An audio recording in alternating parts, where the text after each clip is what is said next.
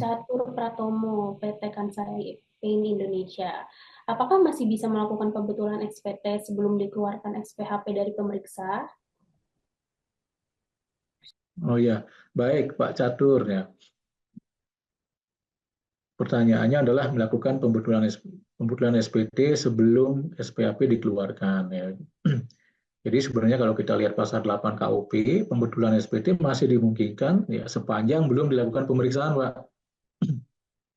Jadi kalau SP2-nya atau surat perintah pemeriksaannya belum terbit, ya masih boleh dilakukan pembetulan.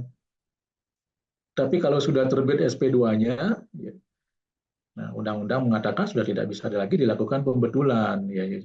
Meskipun misalnya SPAP belum dikeluarkan atau belum diterbitkan, tetap pemeriksaan kan sudah berjalan. Jadi SPT sudah tidak mungkin lagi bisa dibetulkan.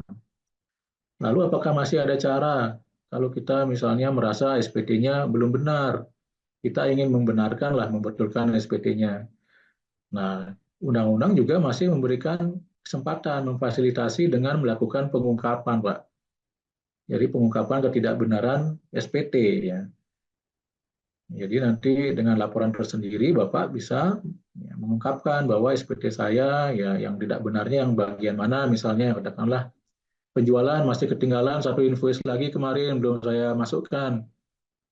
Nah, bisa Pak dilakukan pembetulan dengan cara pengungkapan, maksudnya ya, bukan pembetulan dalam arti SPT-nya dicatat sebagai pembetulan satu ya.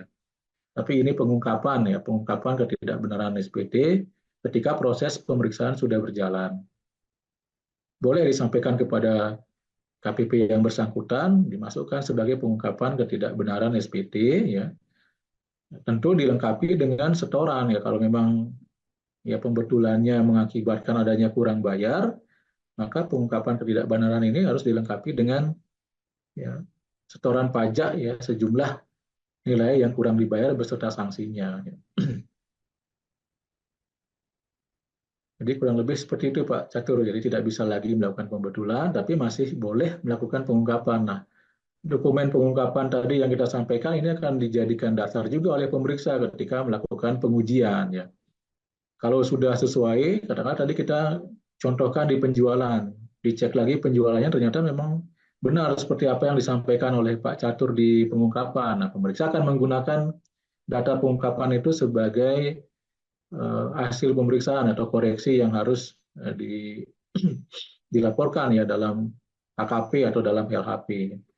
Tapi kalau misalnya ternyata pengungkapannya masih ada yang kurang, ya pemeriksa juga berhak nambahin, ya kan?